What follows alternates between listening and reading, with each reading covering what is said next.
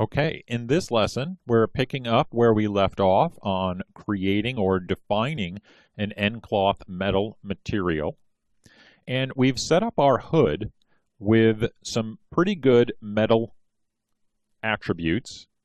Let's scroll back up here. Okay, so we've got 200s going in there and a restitution angle of 6, and of course a pretty healthy mass, okay, of 20. Now we've added a transform constraint to the back end of the hood, and that transform constraint is a child of our animated locator.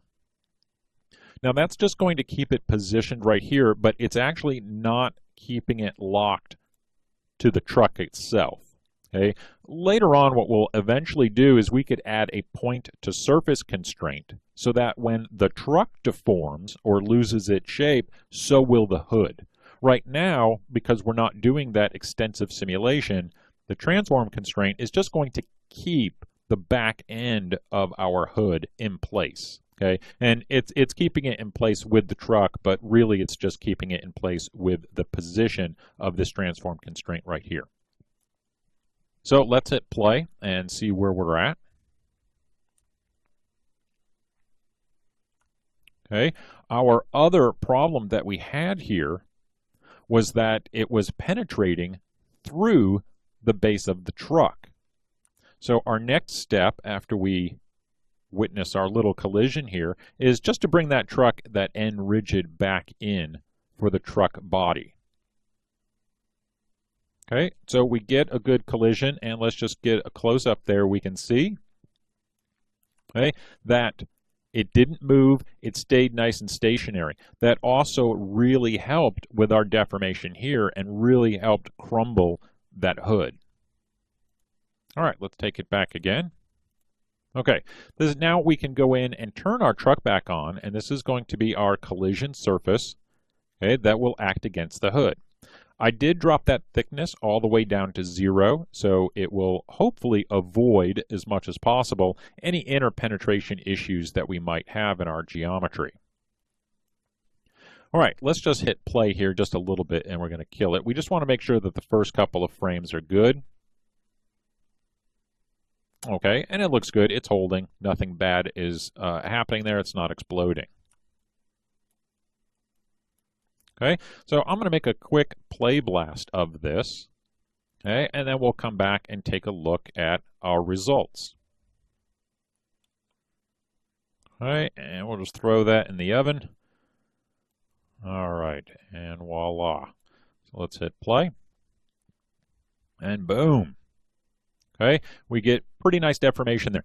Now we can see that since we made the truck a collision object, okay, it's no longer penetrating through there. The transform constraint is keeping it nice and fixed to, again, just what appearingly is the truck, but we know it's just keeping it locked to the transform itself.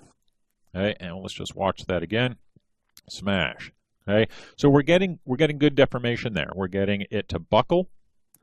Okay, and we're getting good collision detection as well.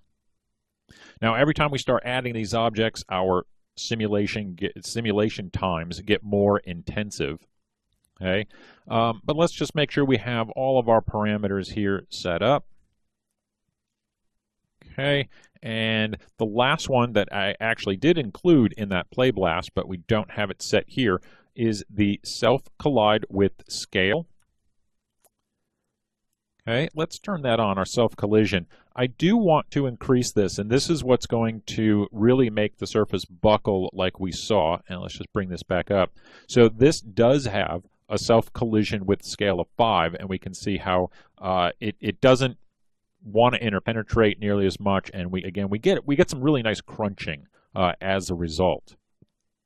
We can still get the same kind of stuff using the scale of 1, but again, as we saw with our simple box example in our beginning lessons, that we got much more rigid type deformation out of it by cranking this up.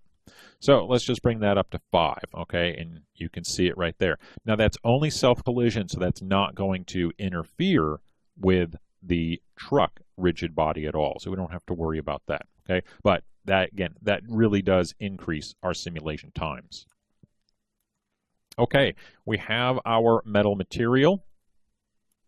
I think we're good. I'm going to save this as a preset. And we'll call this car metal. And we'll be able to recall this later when we need to attach it to our other objects.